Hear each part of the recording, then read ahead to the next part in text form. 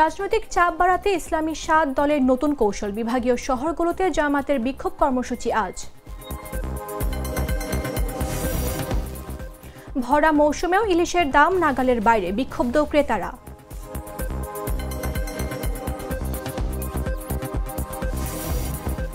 PR পদ্ধতির পক্ষে জনমত গড়তে মংলায় জামাতের প্রচারণা ও গণসংযোগ শুরু।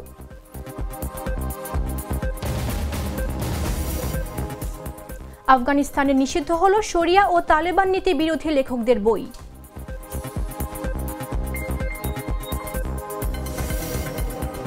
এবং চ্যাম্পিয়ন্স লিগে হাল্যান্ডের দ্রুততম 50 রেকর্ডের দিনে নেপোলিকে 2-0 গোলে হারালো ম্যানচেস্টার সিটি।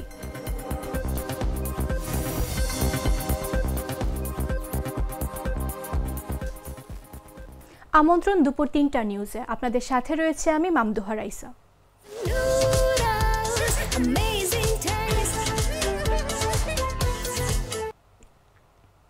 ঐক্যমত্য কমিশনে আলোচনার মধ্যেই রাজপথে জামাত সহ কয়েকটি ইসলামী দল। জুলাই সনদের আইনি ভিত্তি ও পিআর পদ্ধতিতে নির্বাচন সহ বিভিন্ন দাবি দলগুলোর। বিক্ষোভ মিছিলের আগে সংক্ষিপ্ত সমাবেশে জামাত নেতারা বলেন, দেশের রাজনীতি যেন স্বচ্ছ নির্বাচনের দিকে যায়, জামাতে ইসলামী সেদিকে যেতে চায়। সেদিকে এ সময় পিআর পদ্ধতি আর প্রশাসনের নিরপেক্ষতা স্পষ্ট না হলে জামায়াতে ইসলামী মানবে না বলেও স্পষ্ট করেন নেতারা। বিশ্লেষকরা বলছেন, ইসলামী দলগুলোর এই নতুন অবস্থান নতুন চাপ সৃষ্টির কৌশল। রাকিব হাসানের পাঠানো তথ্যচিত্রে বিস্তারিত জাগো ডেস্ক রিপোর্টে।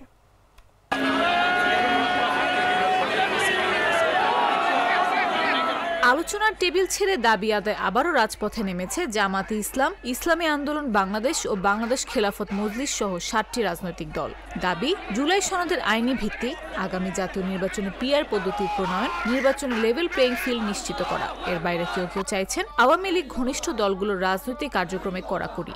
যে নির্বাচন অনুষ্ঠিত হবে, এই নির্বাচনে পিআর পদ্ধতির জনমত গঠন এবং চাঁদাবাজ, সন্ত্রাস এবং দুর্নীতিমুক্ত একটি দেশ গড়ার জন্যে আমরা মানুষের কাছে যাচ্ছি, গণসংযোগ করছি, যেন আমাদের এই আন্দোলনকে সবাই সাপোর্ট করে। এসব দাবি নিয়ে বৃহস্পতিবার সমাবেশের পাশাপাশি মিছিল করেছে কেউ কেউ। সরকার সমালোচনা করে দাবি না মানলে কঠোর আন্দোলনের হুঁশিয়ারি দিয়েছেন দলগুলোর শীর্ষ নেতারা। তাদের দাবি, 84টি বিষয় দলগুলো একমত হলেও নির্বাচন বিষয় সংস্কার নিয়ে গড়িমসি করা হচ্ছে। পিআর পদ্ধতি আর প্রশাসনের নিরপেক্ষতা স্পষ্ট না হলে জামাতে ইসলামী মানবে না বলেও স্পষ্ট করেন নেতারা। জনগণের আকাঙ্ক্ষা তুলে ধরার জন্য আমরা আলোচনার টেবিলে নিষ্পত্তি হওয়ার জন্য আশাবাদী, আমরা নিরাশ নই। দাবি পিআর মানতে হবে। 70% লোক সার্ভেতে বলেছে পিআরের পক্ষে। কমিশনে 31টি দলের 25টি দল পিআরের পক্ষে। আপনারা বলছেন পিআর খায় না, মাথায় দেয়। দেশের রাজনীতি যেন স্বচ্ছ নির্বাচনের দিকে যায়, জামাতে ইসলামী সেদিকে যেতে চায় উল্লেখ করে নেতারা বলেন, একটি মহল রাজনৈতিক প্রভাব খাটিয়ে সরকারকে সিদ্ধান্ত নিতে দিচ্ছে না, সাংবিধানিক সংস্কারের আইনি ভিত্তি নিয়ে গণ আকাঙ্ক্ষার সঙ্গে বিরোধিতা করছে। ভোটের আগে গণভোটের মাধ্যমে আইনি ভিত্তি না দিলে দেশ মহাসংকটে পড়তে পারে বলেও শঙ্কা প্রকাশ করেন জামাত নেতারা। জামাতের সেক্রেটারি জেনারেল মিয়া গোলাম পরওয়ার বলেন, নির্বাচনের আগে জুলাই সনদের আইনি ভিত্তি না দিলে বিপর্যয়ের মুখে পড়বে দেশ।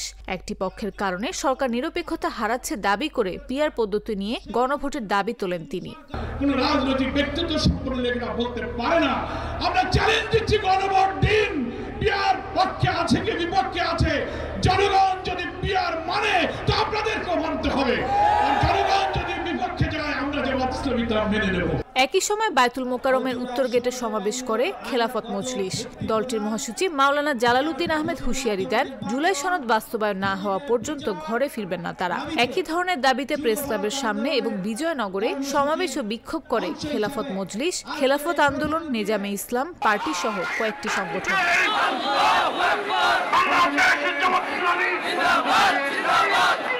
এদিকে 5 দফা দাবিতে 3 দিনের কর্মসূচির দ্বিতীয় দিনে দেশের 7 বিভাগীয় শহরে বিক্ষোভ মিছিল করবে জামাত ইসলামী। এতে অংশ নেবেন দলের কেন্দ্রীয় নেতারা। ঘোষিত দাবি আদায়ের লক্ষ্যে কর্মসূচিতে ব্যাপকভাবে অংশগ্রহণের জন্য সংশ্লিষ্ট মহানগরবাসীর প্রতি উদাত্ত আহ্বান জানিয়েছে জামায়াত।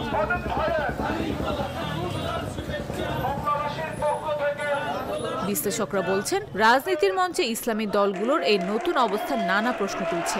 এই দাবিগুলো নতুন চাপ সৃষ্টির কৌশল বলেও মত তাদের। নাফিস আব্দুল্লাহ, জাগো নিউজ। পিআর পদ্ধতিতে আগামী জাতীয় নির্বাচন সহ ৫ দফা দাবিতে ৩ দিনের কর্মসূচির দ্বিতীয় দিন আজ দেশের ৭ বিভাগীয় শহরে বিক্ষোভ মিছিল করছে জামায়াতে ইসলামী।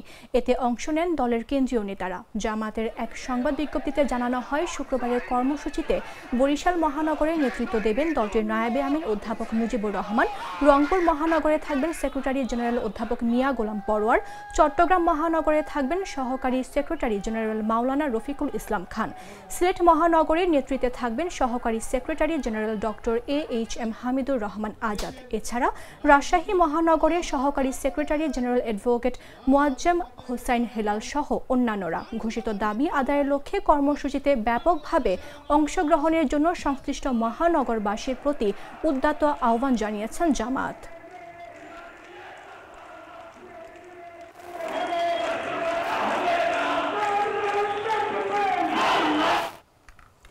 ইসলামী ৭ দলের ৩ দিনের কর্মসূচি নিয়ে আলোচনার জন্য আমাদের সঙ্গে স্টুডিওতে উপস্থিত আছেন জাগো নিউজের রিপোর্টার রাকিব হাসান। রাকিব, স্বাগত আপনাকে। আপনাকেও স্বাগতম, ধন্যবাদ। রাকিব, এই যে ৫ দফা দাবি, এ নিয়ে যে আলোচনার টেবিল ছেড়ে কিন্তু রাজপথে নেমেছে ইসলামী ৭ দল, এটা কি আসলে কোনোভাবে সরকারের উপর কোনো চাপ সৃষ্টির কৌশল কিনা, আপনার কি মনে হয়? আপনাকে অসংখ্য ধন্যবাদ।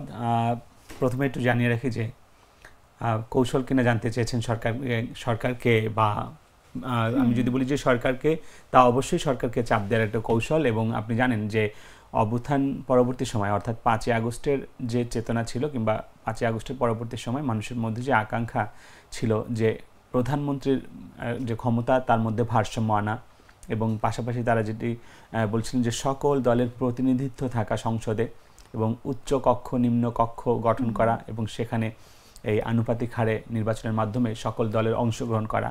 মোটামুটি এই আকাঙ্ক্ষা কিংবা এই উদ্দেশ্য চাওয়া পাওয়া কিন্তু আসলে শুরু থেকে আমরা দেখেছি আলোচনার টেবিলে বিভিন্ন সময়।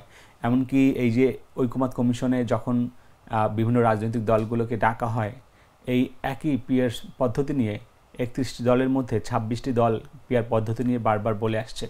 তো আমরা যেহেতু জানেন যে আগামী ফেব্রুয়ারিতে নির্বাচন, সম্ভাব্য নির্বাচনের তারিখ ঘোষণা করা হয়েছে, সুতরাং নির্বাচন যতই ঘনিয়ে আসছে, বিএনপি বাদে যে অন্যান্য যে রাজনৈতিক দলগুলো রয়েছে যারা পিয়ারের পক্ষে, তারা স্বাভাবিকভাবেই যেহেতু এই ঐকমত্য কমিশনে কোনো সুরাহা হচ্ছে না, সুতরাং তারা অনেকটা পূর্ব নির্ধারিতভাবেই বলা যায় ঘোষণা দিয়ে আসছিল যে তারা রাজপথে নামবেন। তবে আমরা এত দ্রুত এবং 7টি দল, যেটি বলছিলাম, এই 7টি দল যে এখনই মাঠে নামবেন, এটি হয়তো বিএনপি বা অন্য বা সরকার ভাবেনি যে এখনই হয়তো রাজপথে নামবেন। তো আমরা যেটি দেখলাম যে গতকাল তারা 3 দিনের একটা কর্মসূচি ঘোষণা করেছে। এর মধ্যে গতকাল আমরা দেখলাম যে রাজধানীতে বড় একটি সমাবেশ কিন্তু করেছে জামায়াত ইসলাম সহ অন্যান্য যে 7টি দল রয়েছে, তারা সমাবেশ করেছে, এবং একই সঙ্গে আজকে বিভাগীয় পর্যায়ে তাদের সমাবেশ রয়েছে, এবং 26 তারিখ তাদের জেলা এবং উপজেলা পর্যায়ে এই বিষয়ে প্রচারণ এবং মিছিল রয়েছে।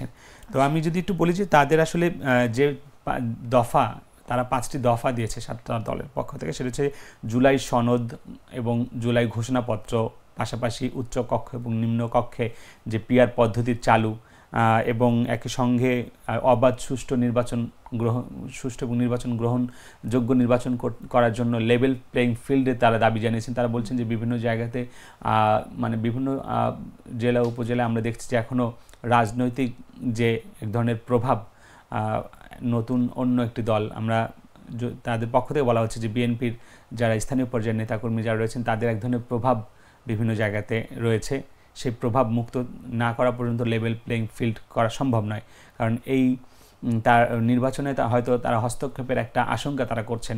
পাশাপাশি তারা বলছেন যে এই পিয়ার যদি হয়, তাহলে সেই ক্ষেত্রে এই যে প্রভাব বিস্তার করা রাজনৈতিক দলগুলোর, বিশেষ করে স্থানীয় পর্যায়ে, সেটি হয়তো করবেন না বলে তারা মনে করছেন।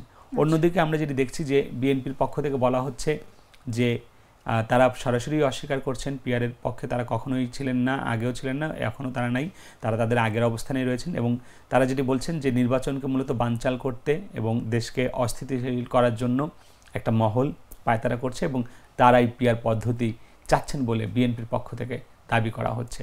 আচ্ছা, এই যে 5 দফা দাবি, এই দাবিগুলো আসলে জাতীয় নির্বাচনের স্বচ্ছতা ও প্রশাসনের নিরপেক্ষতার জন্য আসলে কতটুকু কার্যকর হতে পারে বা আদৌ কার্যকর হবে কিনা, এই ব্যাপারে কি বলবেন?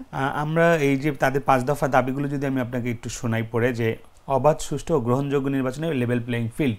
তো লেভেল প্লেইং ফিল্ড আসলে সব দলেরই চাওয়া পাওয়া।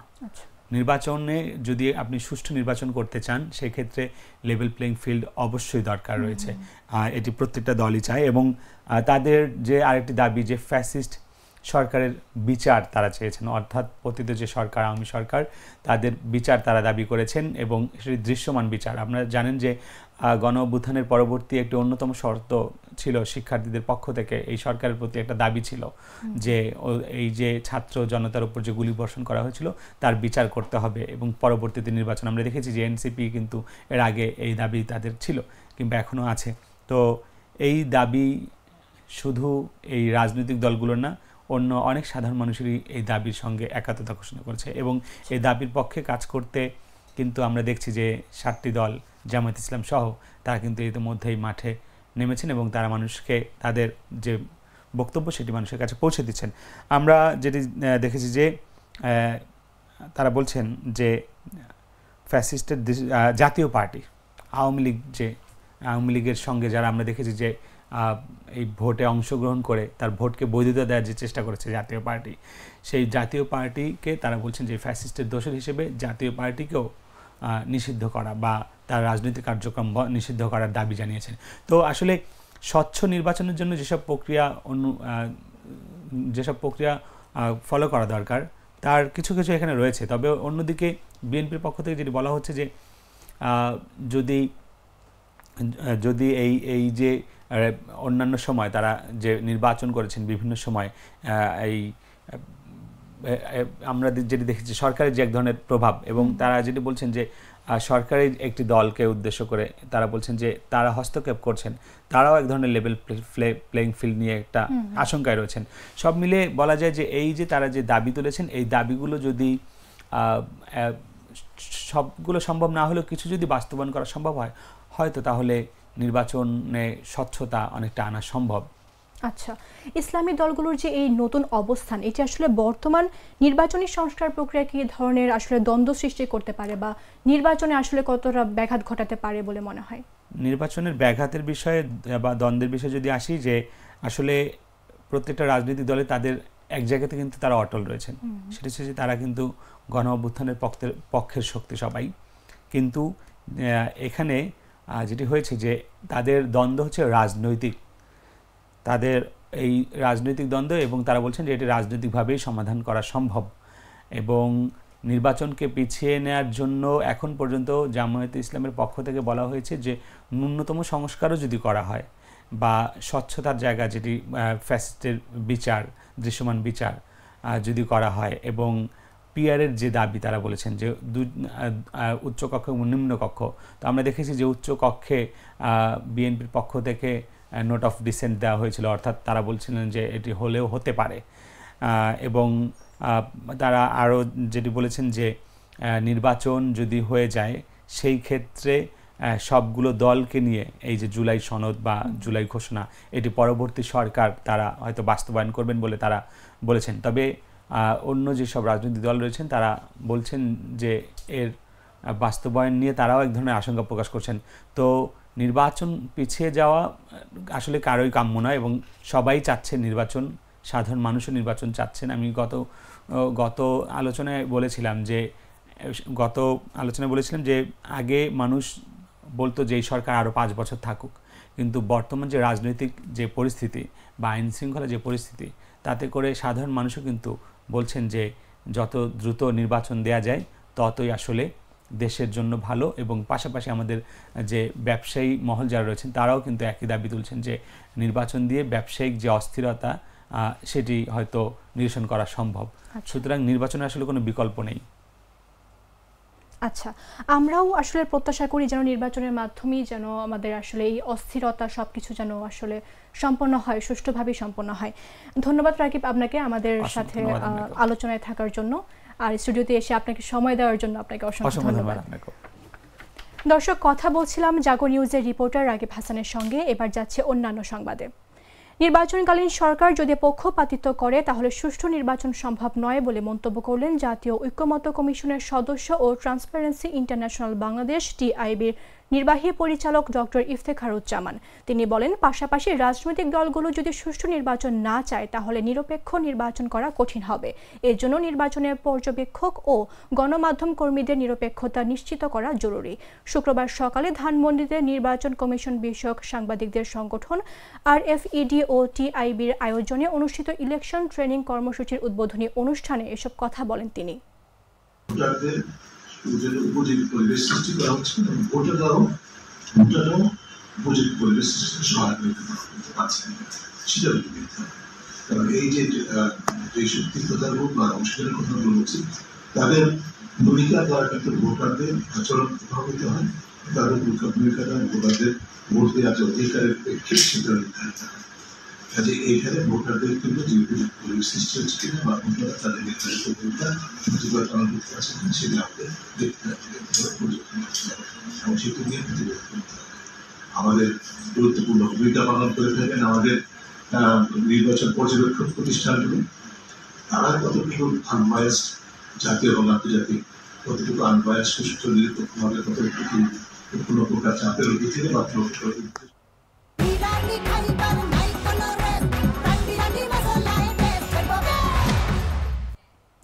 ইলিশের ভরা মৌসুমেও ইলিশের দাম ক্রেতাদের নাগালের বাইরে। রাজধানীর বিভিন্ন বাজার ঘুরে দেখা যায় 1 কেজি ওজনের ইলিশ বিক্রি হচ্ছে 2200 থেকে 2400, 800 থেকে 900 গ্রামের ইলিশ 1800, 500 থেকে 600 গ্রামের ইলিশ 1600 এবং 1.5 কেজি ওজনের ইলিশ 3000 থেকে 3200 টাকায়। খুচরা ব্যবসায়ীরা বলছেন, এই সময়ে ইলিশের দাম কম হবার কথা থাকলেও আগের দামই বিক্রি করতে হচ্ছে তাদের। এদিকে ক্রেতারা ক্ষোভ প্রকাশ করে বলেন, ভারতের বাজারে ইলিশের দাম কম থাকলেও দেশের বাজারে এখনও চড়া দামে ইলিশ কিনতে হিমশিম খাচ্ছেন তারা। দেশের বাজারে ইলিশের দাম বেশি থাকা সত্ত্বেও ভারতে 1200 টন ইলিশ রপ্তানির সিদ্ধান্ত কতটা যৌক্তিক তা নিয়েও প্রশ্ন রাখেন তারা। নদীতে স্রোত বেশি হলে ইলিশটা বেশি হয়, আর ইলিশটা পানি বাড়ে না, পানি কম, ইলিশটাও কম। পদ্মার মাছ একটু কম। দেশি মাছ আর ভারতের মাছ এক না, আমাকে দেশি মাছ ভালো। এই জায়গায় 2000 টাকা নিলে ওই জায়গায় মাছের দাম হয় 3000 টাকা। বাংলার ইলিশটা ঠিক আছে, ওইখানে ওইটা দাম আছে। ওদের দেশে ইলিশ পাওয়া যায় গঙ্গার ইলিশ, ওটাই 1200 টাকা রুপি, আমাদের বাংলারটা না। আজকে বয়লার মুরগি 170 টাকা থেকে 175 টাকা, গত সপ্তাহ থেকে আজকে মুরগি 10 টাকা করে কেজিতে কম আছে। বাজারে মনে করেন কাস্টমার যদি না খায় তাহলে অটোমেটিক দাম কমবে। সরবরাহ বেশি আছে, মালের দাম মোটামুটি এমনি কমে যায়। 780 টাকা বর্তমান বাজার, কেউ 10 টাকা কমে আছে, কেউ 10 টাকা বাড়াই আছে। কাস্টমার শুক্রবার মোটামুটি খারাপ না আজকে, কিন্তু এছাড়া কাস্টমার খুবই কম। 1 কেজি খাবারের দাম 120 টাকা, 80 টাকা, 90 টাকা। খাবারের দাম কমলে সেটা গরুর দাম কমবে।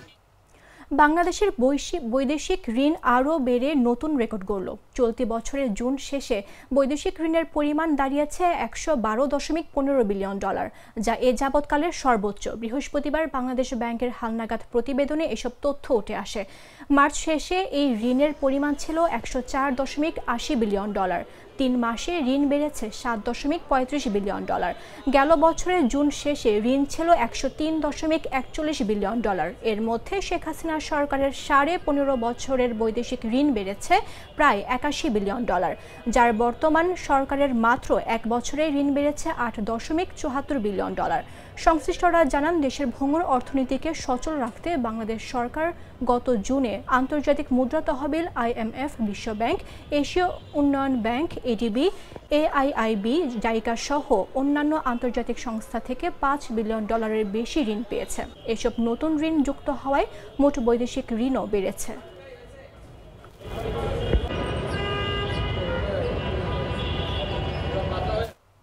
দেশের প্রায় সব বিভাগে টানা 5 দিন বজ্রসহ বৃষ্টির পূর্বাভাস দিয়েছে আবহাওয়া অধিদপ্তর। সেই সঙ্গে 4 বিভাগে ভারী বর্ষণ হতে পারে বলে জানিয়েছে সংস্থাটি। শুক্রবার আবহাওয়ার পূর্বাভাসে এ তথ্য জানানো হয়। আবহাওয়া অফিসের তথ্যানুযায়ী শুক্রবার সন্ধ্যা 6টা পর্যন্ত রংপুর, রাজশাহী, ময়মনসিংহ ও সিলেট বিভাগের অনেক জায়গায় এবং ঢাকা, খুলনা, বরিশাল ও চট্টগ্রাম বিভাগের কিছু কিছু জায়গায় অস্থায়ীভাবে দমকা হাওয়া সহ হালকা থেকে মাঝারি ধরনের বৃষ্টি অথবা বজ্রসহ বৃষ্টি হতে পারে। সেই সঙ্গে রংপুর, রাজশাহী, ময়মনসিংহ ও সিলেট বিভাগের কোথাও কোথাও মাঝারি ধরনের ভারী থেকে ভারী বর্ষণ হতে পারে। শনিবার সন্ধ্যা 6টা থেকে রংপুর, রাজশাহী, ময়মনসিংহ, চট্টগ্রাম ও সিলেট বিভাগের অনেক জায়গায় এবং ঢাকা, খুলনা ও বরিশাল বিভাগের কিছু কিছু জায়গায় অস্থায়ীভাবে দমকা হাওয়া সহ হালকা থেকে মাঝারি ধরনের বৃষ্টি, বজ্রসহ বৃষ্টি হতে পারে।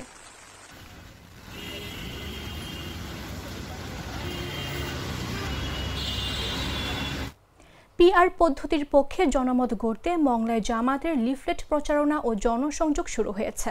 শুক্রবার সকালে পৌর শহরের শেখ আব্দুল হাই সড়ক থেকে এ প্রচারণা ও জনসংযোগ শুরু করেন বাগেরহাট জেলা জামাতের নায়েবে আমির এবং মংলা রামপাল সংসদীয় আসনের মনোনীত প্রার্থী অ্যাডভোকেট শেখ আব্দুল ওয়াদুদ। এ সময় তিনি দলীয় নেতা কর্মীদের নিয়ে পৌরসভার বিভিন্ন এলাকায় পিআর পদ্ধতির পক্ষে ব্যাপক প্রচারণা ও জনসংযোগ চালান। তিনি এ সময় বলেন, আগামী জাতীয় সংসদ নির্বাচনে পিআর পদ্ধতির জনমত গঠনে মানুষের দ্বারে দ্বারে যাচ্ছেন তারা। তাদের এই আন্দোলনকে যাতে সবাই সমর্থন করে, দুর্নীতি, চাঁদাবাজ, দখলদার মুক্ত ও ইনসাফ ভিত্তিক সমাজ গড়তে চায় জামাত বলেও জানান তিনি। এ প্রচারণা ও জনসংযোগে আব্দুল ওয়াদুদের সাথে ছিলেন পৌর জামায়াতের আমির MA বাড়ি, নায়েবের আমির মুফতি মাওলানা মনিরুজ্জামান, উপজেলা নায়েবে আমির কোহিনুর সর্দার সহ অন্যান্যরা।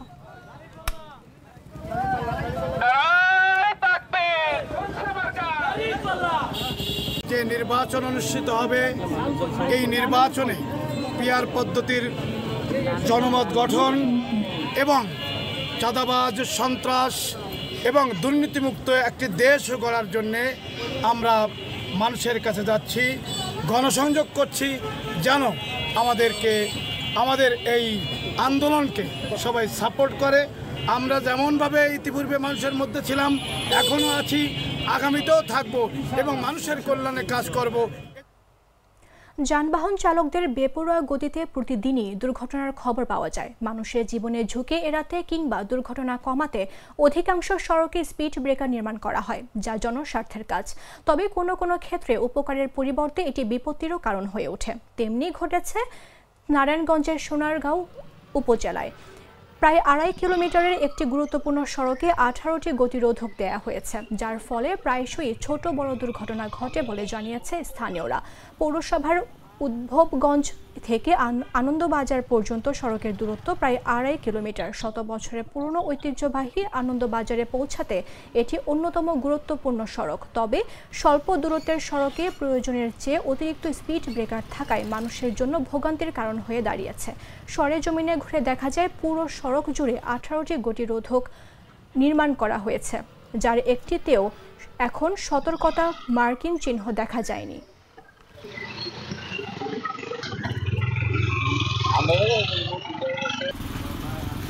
হসপিটালের পিছন থেকে আনন্দবাজার বহুত আইলেন, দেখা যাচ্ছে যে মোটর সাইকেল নিয়ে গেলে স্যালেঞ্জার পাইপ আটকা জায়গা, এত উঁচু করে আইল্যান্ড দেওয়ার দরকার নাই। গাড়ি পুরা ফুল গিয়ার দিই, হঠাৎ আইল্যান্ড না পড়ে, কয়েক সময় ব্রেক ধরতে পারি না, এর জন্য মনে করেন প্যাসেঞ্জার ক্ষতি হয়। চৌরাস্তা থেকে আনন্দবাজার পর্যন্ত বেশি রাস্তা না, কিন্তু এই জায়গার মতো অতিরিক্ত পরিমাণ আইল্যান্ড, যার কারণে ইমার্জেন্সি কোনো রোগী নিয়েও যাওয়া যায় না। শুধু আমরা না, যে কোনো গাড়ি একদমই ব্রেক হয়ে যায়। ঘন ঘন 1 কিলোমিটারের মতো 2-3টা করে আইল্যান্ড পড়ে, যার কারণে আমাদের চলাফেরা করতে অনেক অসুবিধা হয়। যদি আইল্যান্ড এখান থেকে কমায় দেয় তাইলে মনে হয় যে পাবলিকের জন্য ভালো, গাড়ির ড্রাইভারের জন্য ভালো, সবাই চলাচল করতে পারে। এই রাস্তার ভিতরে যেগুলো আইল্যান্ড, এটা চলাচল অনেক সমস্যা হয়, যাত্রীদের সমস্যা হয়, গাড়ির অনেক সমস্যা হয়, পাশ ভাঙে যায়, মোটর জ্বলা যায়, অনেক সমস্যা হয় আইল্যান্ডের জন্য। জায়গায় জায়গায় আইল্যান্ড দিয়ে দিছে।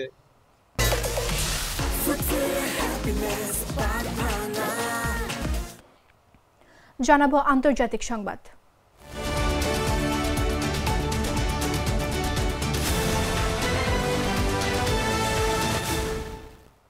কাঠমান্ডুর আকাশে মিলিয়ে যাওয়া হেলিকপ্টারের শব্দ এখনও আতঙ্ক জাগায় নেপালে। 9 সেপ্টেম্বর রাতে সেনা হেলিকপ্টারে পালিয়ে যান সাবেক প্রধানমন্ত্রী KP শর্মা ওলি। তার অনুপস্থিতি ঘিরে জল্পনা কল্পনা এখন তুঙ্গে। শুধু তাই নয়, ভাঙনের মুখে পড়েছে UML। পুরো নেপাল জুড়ে রাজনৈতিক অনিশ্চয়তা আর রহস্যের ছায়া ঘন হচ্ছে। তাহলে কি কার্যক্রম নিষিদ্ধ আওয়ামী লীগের মতো পরিণত হতে যাচ্ছে এই দলটির? বিস্তারিত তুষার ইসলামের রিপোর্টে।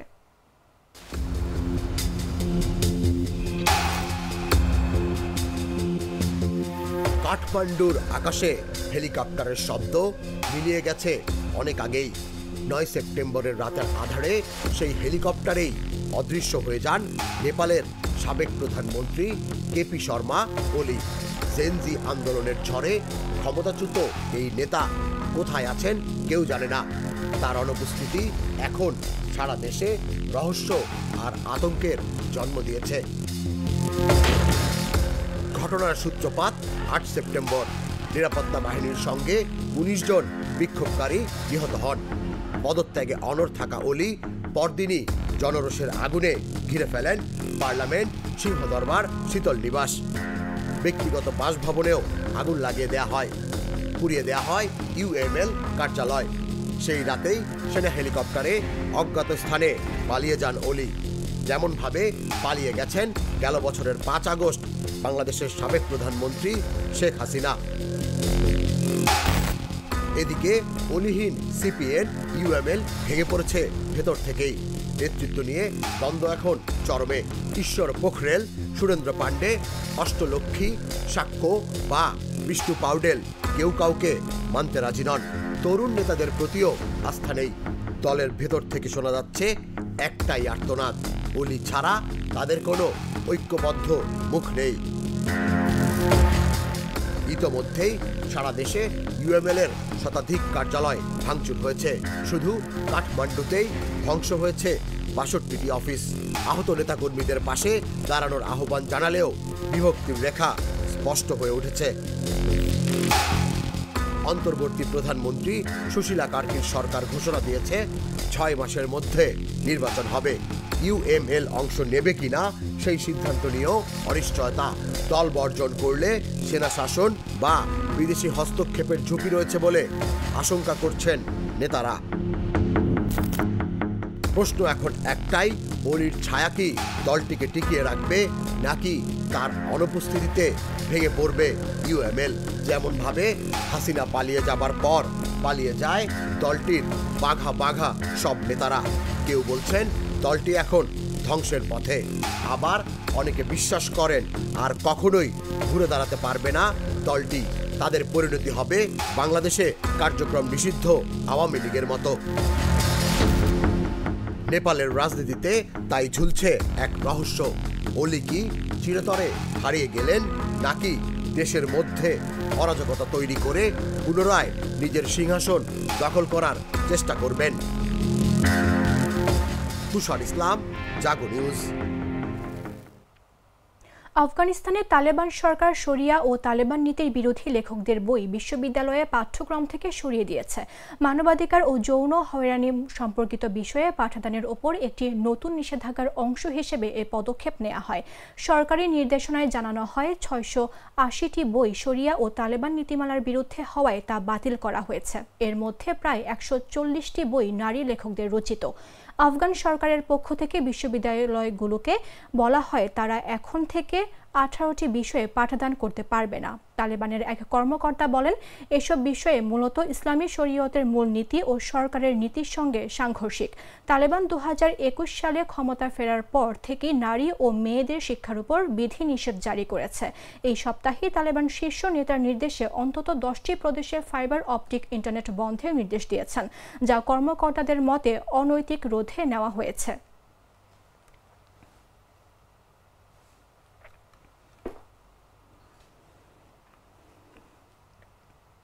সংবাদ শেষ করব খেলার খবর জানিয়ে।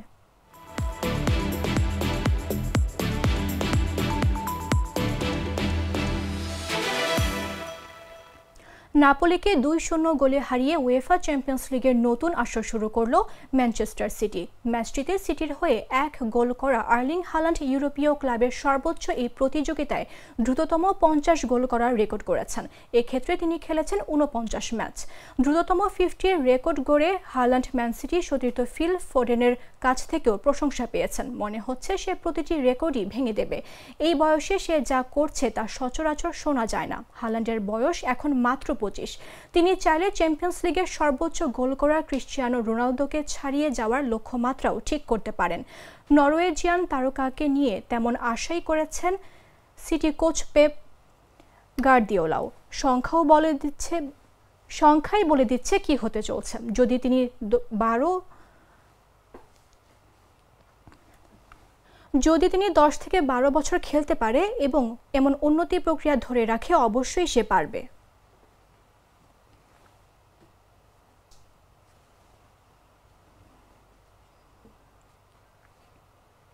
সংবাদ শেষ করার পূর্বে শিরোনামগুলো জানিয়ে দিচ্ছে আরো একবার।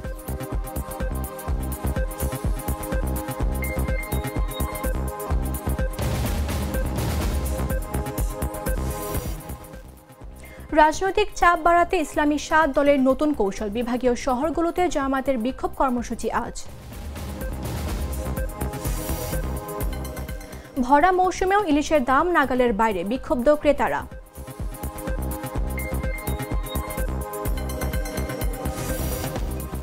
পিআর পদ্ধতির পক্ষে জনমত গড়তে মংলায় জামাতের প্রচারণা ও গণসংযোগ শুরু। আফগানিস্তানে নিষিদ্ধ হল শরিয়া ও তালেবান নীতি বিরোধী লেখকদের বই।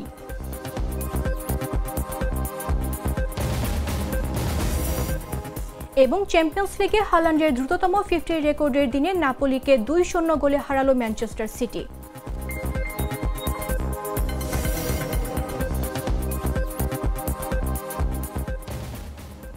দর্শক, এই ছিল এখনকার মতো। প্রতি মুহূর্তে সর্বশেষ খবর জানতে ভিজিট করুন jagonews24.com। ফলো করুন আমাদের ভেরিফাইড ফেসবুক পেজ এবং সাবস্ক্রাইব করুন জাগো নিউজের ইউটিউব চ্যানেল। ধন্যবাদ সবাইকে।